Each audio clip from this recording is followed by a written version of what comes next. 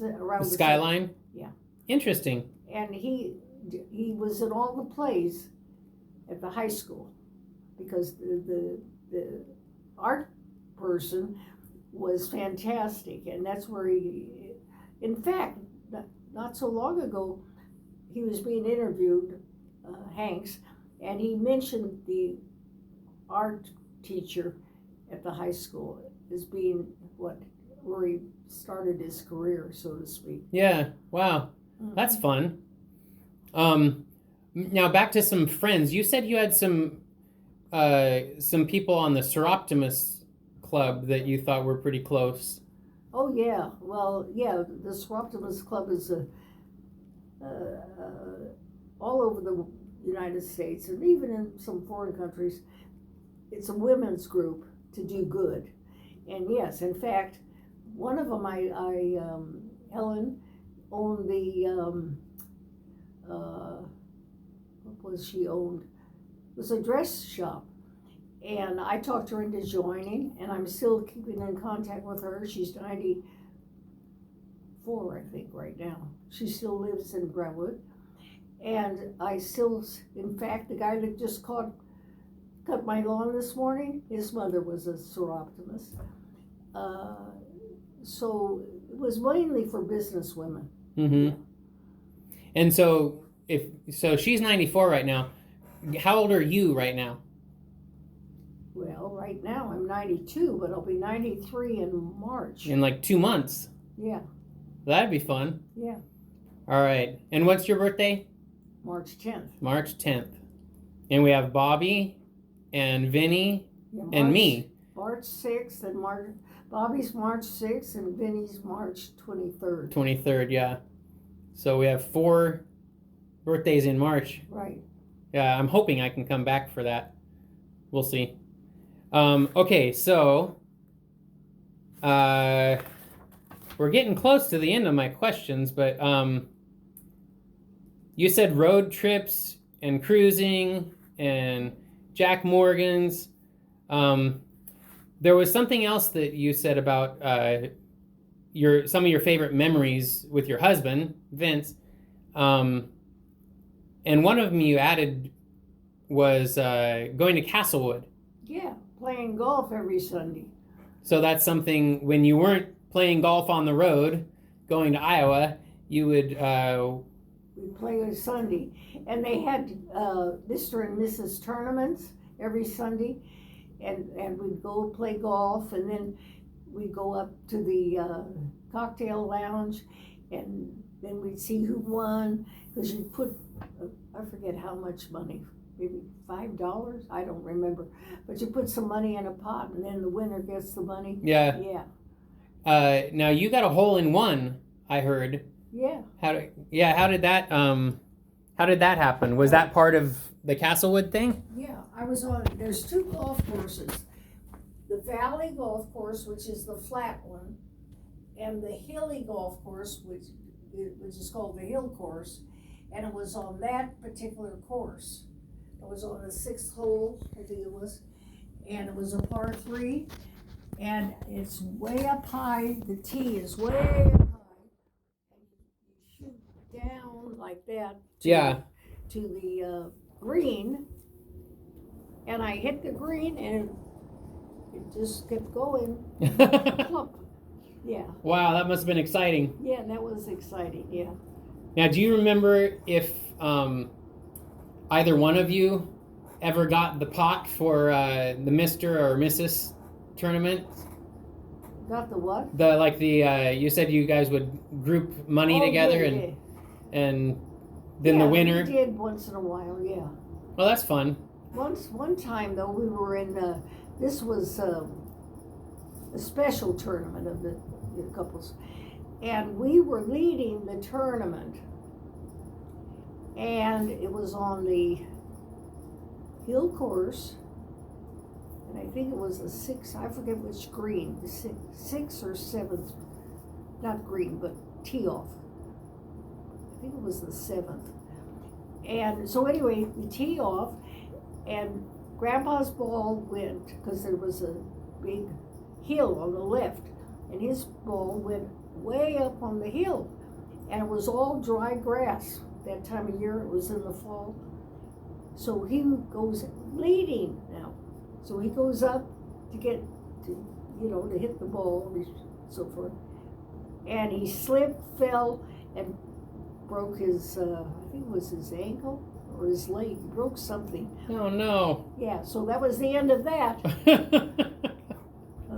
Well, golf is a serious business. Yeah. Dangerous game, apparently. Right. Yeah, I think it was his ankle. I don't think it was his leg. Pretty sure it was his ankle. Well, it sounds So like... I had to rush him to the emergency. Yeah. So, sounds like you guys had some pretty neat memories. Right. One of the things I had asked is are there any things you were disappointed about? And you had mentioned his relationship with Linda. Yes. When the issue of Linda came around, the way he is, that was it. Had nothing more to do with her. Mm-hmm. And that was very disappointing. And so I still, when she lived, in different parts of California, I would go by myself on the weekend and go visit her and the family. And of course he would sit here and I said, I don't care if you don't like it, there's the door. Right. Yeah. And so I would go I think 2 or 3 times a month, if I remember right. And so that was sad. So then somehow, I don't know why, Heidi was coming here. That was Linda's oldest daughter. And of course he didn't want any part of that, And but somehow Heidi broke the ice. Yeah, I remember coming here numerous times as a young child. Right. And either he just wasn't here, but I remember one time he was here because I think it was a surprise. Like he was surprised that we were coming, and he just stormed out, walked across the yard, jumped into his truck, and drove away. And I remember I could have the year wrong, but I think I was 19. But the first time I remember him ever speaking to me was when I was 19, and we were sitting at this table, and he was sitting where you're sitting, and I was sitting right over there, and he just looked at me and he said, "Can you pass the butter?" And that was the first thing I remember him saying to me was, "Can you pass the butter?" And do you remember that? Because you stood up and you got really excited. Oh, and you said, "He spoke to you. He spoke to you." And I said, "Yeah, he asked if he could have the butter. Here, Grandpa, here's the butter." Yeah, well, I think Heidi is the one that really broke the ice, though. Yeah, somehow she got in with him. Yeah.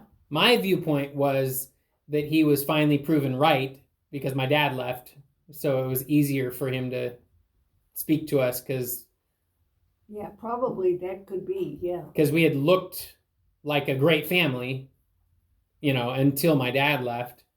And so it didn't sit right with him. But once my dad left, it was the right time to say, okay, I was right, all along. So anyway, I don't know. But, well, it's an interesting drama. I do want to highlight that and thank you again because, because of your persistence to just, love my mom, Linda, and then our whole family, even though your husband made it difficult, which I'm sure that could not have been easy. No, it wasn't very easy. But you wouldn't only visit in California. No. When my family moved to Oregon, and that's where I was born, you came up and visited us regularly. Yeah, I went on the bus, I think. It was once or twice a year. Yeah. And sometimes Bobby and Frankie and Vinny would come, with their wives and stuff.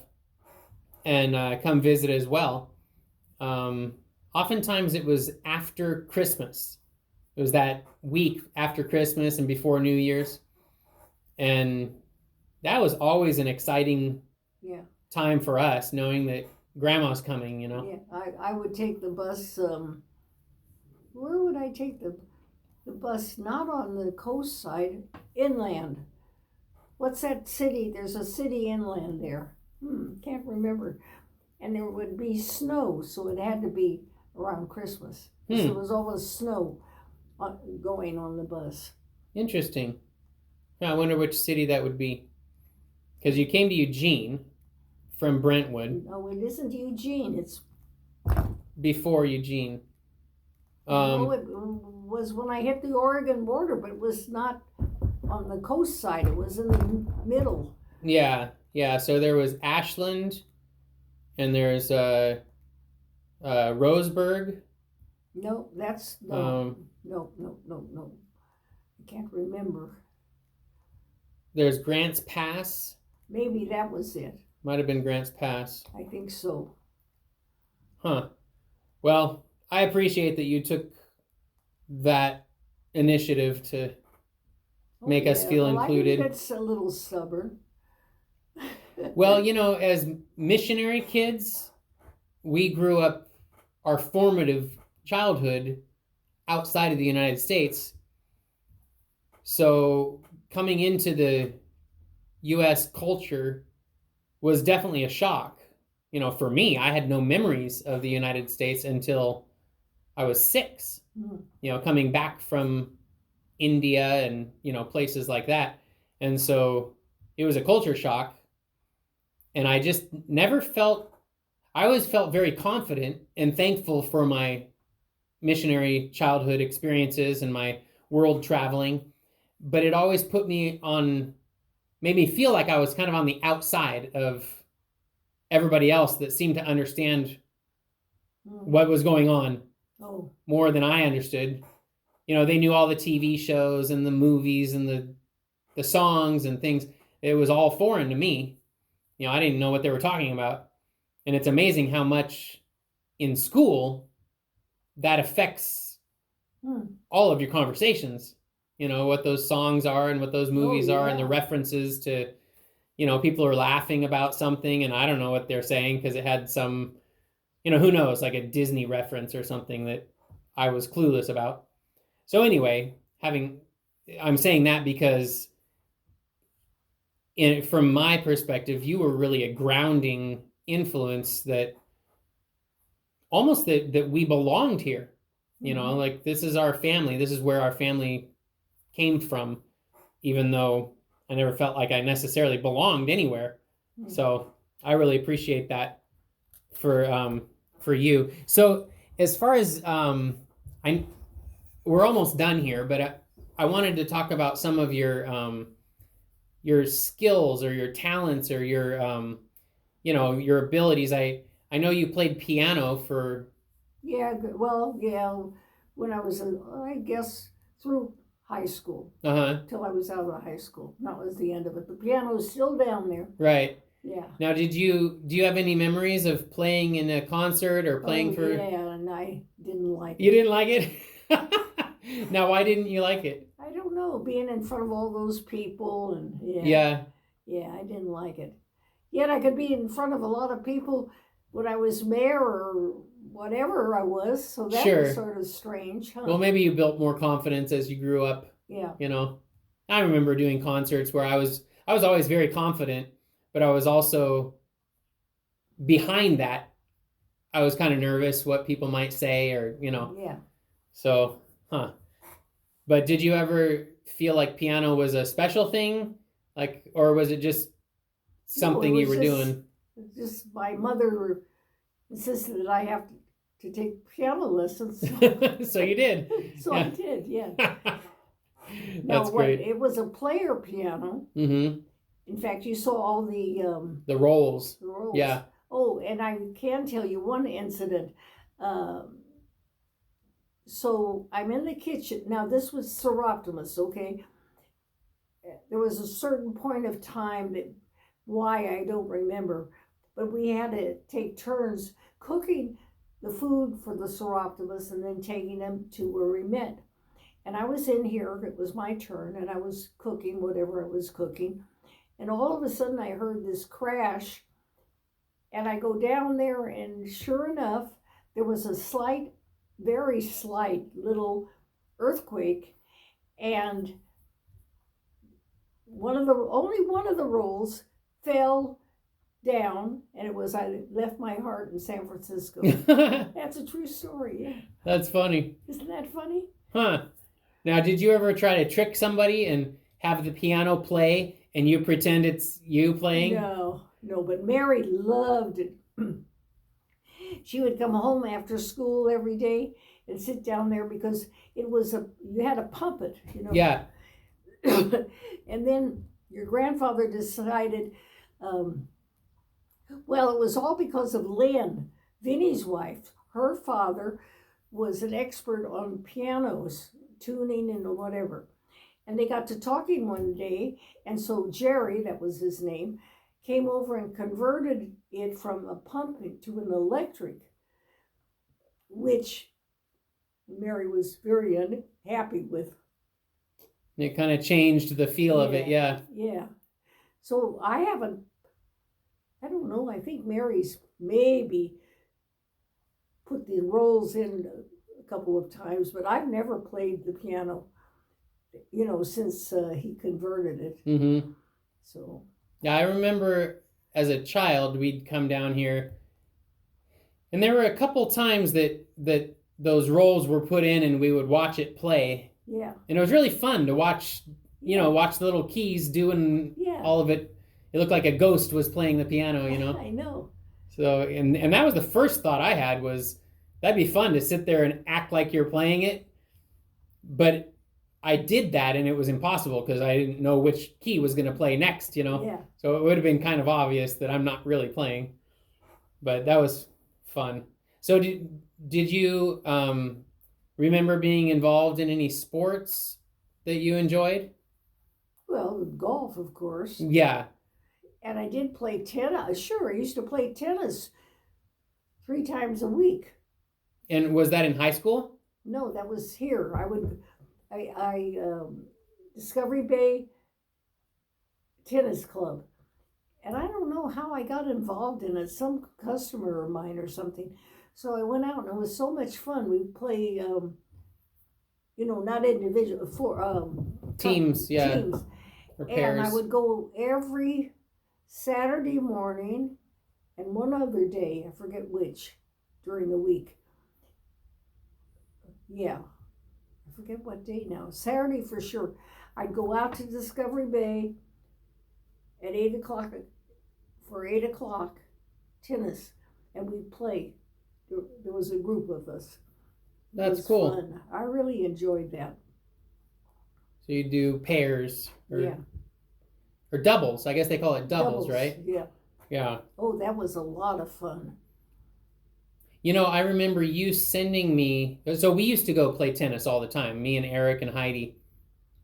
And it was something that, maybe it still is, I don't know, but it used to be on TV, where you watch tennis on TV. And back when like John McEnroe and some, they'd make it interesting because he was always getting mad and smashing his rackets and yelling at the judges and stuff. But anyway, I remember you bought me a Mickey Mouse watch. Oh. It was the first watch I had ever had. Oh. And I was so proud of that watch.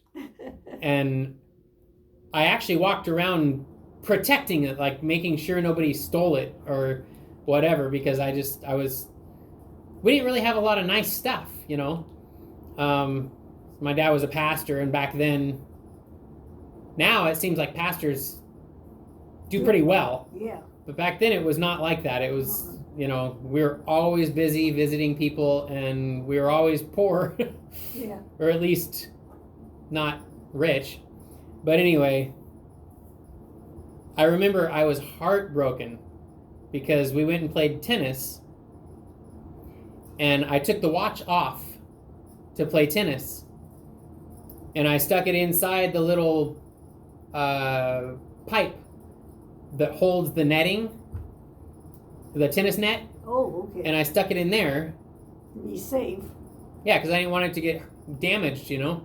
And then we went home, and that night, I all of a sudden remembered, oh no, I left my watch there. Actually, I don't even think I called it my watch. I think I called it Grandma's watch. Oh. And so in the dark, I ran all the way back. It was about a mile to the tennis courts. And I ran back, and it was gone. Oh, no. And I was just sick, you know, that was so special. And, you know, and then I went back the next day hoping that because it was dark, somehow I missed it.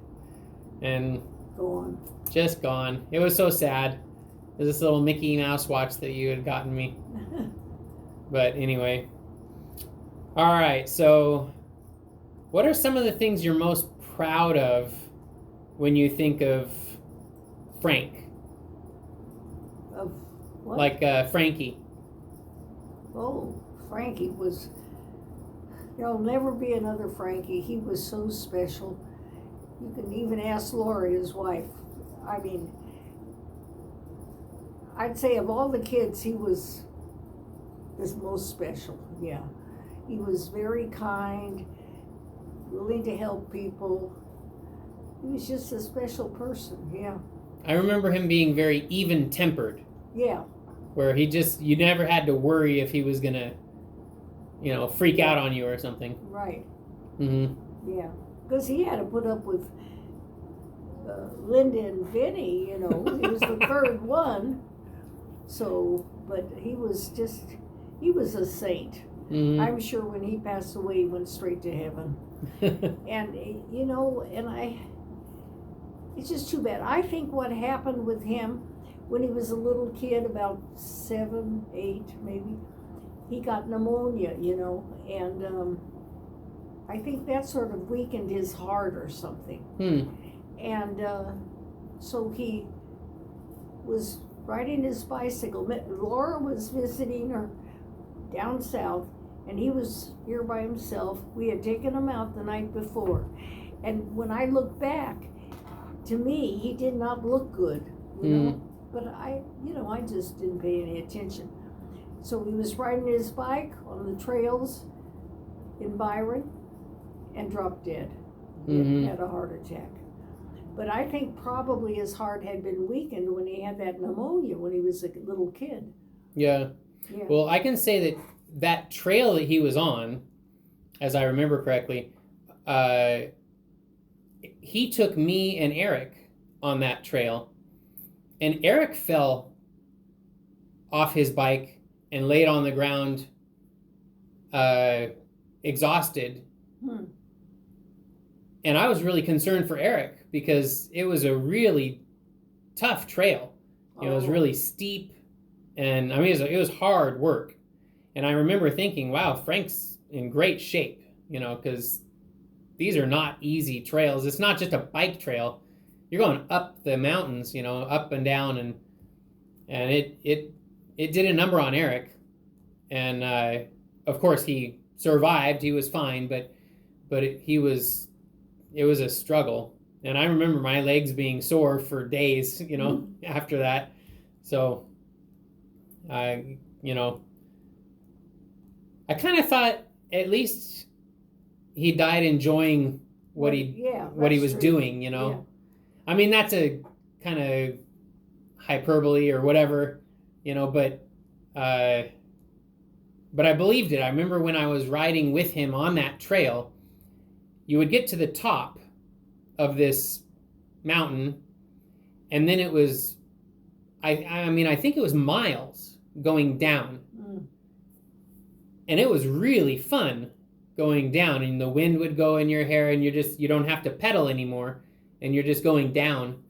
And I remember pedaling to get up next to Uncle Frank, and I remember looking at him.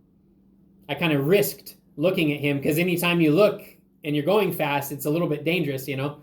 But I looked at him, and he had a big grin on his face, you know, and he kind of had like that low little chuckle that he would do. And it was like, ha, ha, ha, you know, like he was really having fun. So at least he got to do that, you know, instead of there could have been worse ways to die. Yeah. But it definitely seemed premature, you know. Oh, definitely. He was too young. Yeah. So I'm sure that was a huge shock to everyone, but especially his. Yeah, and poor Laura, she wasn't even in the area. She was down south. Yeah, and then Curtis, and yeah. But yep, I agree. I remember bragging like a fool, you know, when I was maybe age 10 or something, about how when they would take me fishing, they being usually Vinny and Frank and sometimes Bobby, I would brag about how I caught fish and they didn't. Oh. Or I caught more fish than them, like a fool. And as I got older, looking back on that, I realized it was because Frank would spend his time undoing my messes and he'd give me his pole. Oh. So he'd be untangling the mess I made while I'm using his pole To get fish. to catch fish. And the reason I remembered that was because I did the same thing with River and Jens and different children that I took out fishing. And it came to me that, you know, and when I would even brag about it, saying, I caught more fish than them, he would never argue about it. He just had a smile on his face, like, you know, he was happy I had a good time, you know. So he was a good guy. He really was. Yeah. So do you have any special times that you remember with Vinny? Let's see, do I? Well, we took Vinny back to Florida that time. Oh, this is funny. Vinny, how old was he? 8, maybe? Something like that. He was pretty young. And we were in New Orleans. And he was with us. And so anyway, we're walking down, you know, New Orleans, the main drag, and all the bars, you know. There's a whole bunch of bars, and the doors are open, and there's a stage, and you can look in through the door, and you'll see the stage. And I remember this one had all naked women. No, no. And here's little Vinny walking down, and he's looking, and he sees all these naked women up there. That was so funny. What did he do? He didn't do anything. He just sort of, you know, in a daze. Yeah. That was funny. But anyway. And what did you do? Man, I grabbed him and